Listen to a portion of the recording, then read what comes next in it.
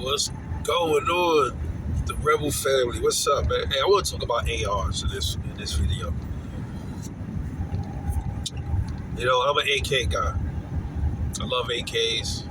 I love the ruggedness, the reliability. But as of late, I've been finding myself getting more into liking ARs. I don't have that many ARs right now. I have two, but I just put one on layaway. It'll be here soon, so stay tuned for the review on that. And then it's also, I'm gonna start putting together a couple of my own ARs. So yeah, I was shooting some ARs the other day. I took my piston AR to the range, shot it. You know, I got out to Virginia. I got out here in 2008, and I was always good with rifles. I always was. But when I got out here, I just was like buying handguns. I wasn't really buying rifles. And so I bought my first rifle like a little bit later on. Like it was like 2015. I don't know why. I had shotguns, I had handguns. I just never, got into the rifles. Actually, my first rifle was an AK. I bought that in 2012. That was my first rifle. I had an M10 7.62. Nice rifle. It had the metal handrail.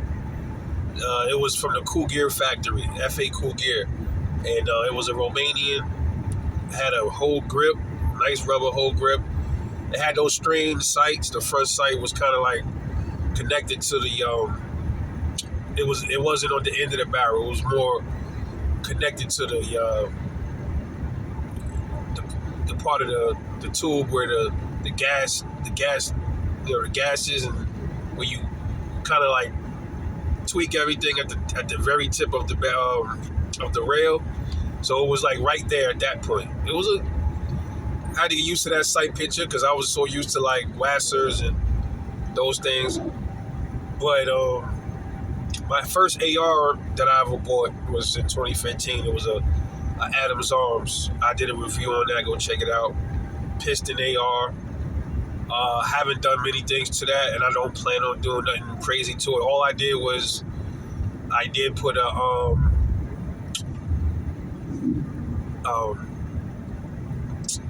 I put a sling on there, a single point sling.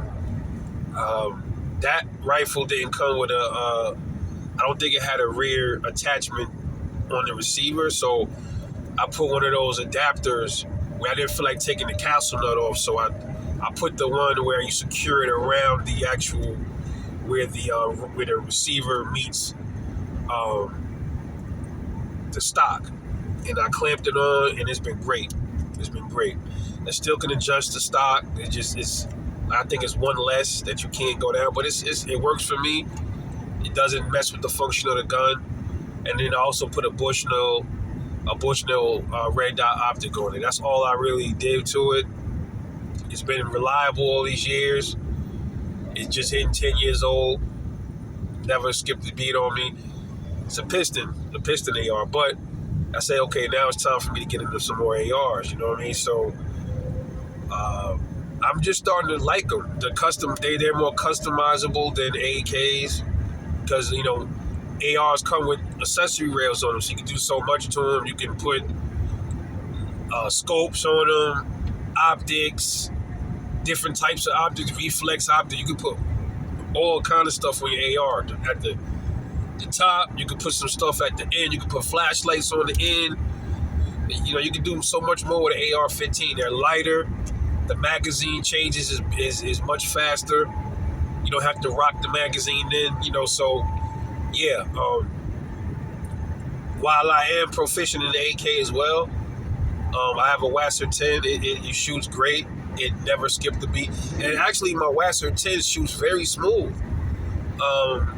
It shoots just as smooth as the AR does. Yeah, it really does. It's an absolutely enjoyable gun to shoot. It's my Wasser 10. I love it. But yeah, man, the AR, man, is really starting to grow on me.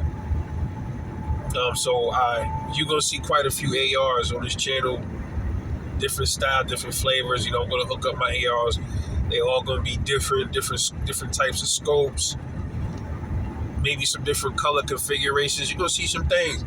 And there's one AR I want to like make a tactical AR. Like I want to just trick it out, throw all kind of crazy shit on there, so it could be the butt of a joke. You know, pretty much a video where it's kind of like a spoof video almost. But I'm gonna call that the, I don't know, I'm gonna name it. I'm gonna give it a nice name when I get it. But I'm gonna trick the shit out of it. And I also have a daily defense on the way too. So yeah, y'all stay tuned, man. Stay tuned. My suggestion is, if you guys don't have ARs, I would suggest you get it. You get it now while it's still around. Cause I think for some reason, as times start changing out here and people start getting a little nervous about what's going on, the climate that we in, they might run out and just start buying up all of the rifles. So I was just in the gun store the other day. That's usually full of ARs on the wall. I'm in there, I see maybe one or two left up there. Everything else was bolt actions, and it was no ARs up there. It was like one or two. And then they had a couple of AR pistols, but they were gone, dude. People were buying up the ARs. He told me like for like 2 weeks straight, people been coming in there buying. He said some people were buying like 2-3 ARs at a time. And it might be smart to also invest in some lower parts kits and some upper parts kits, some barrels.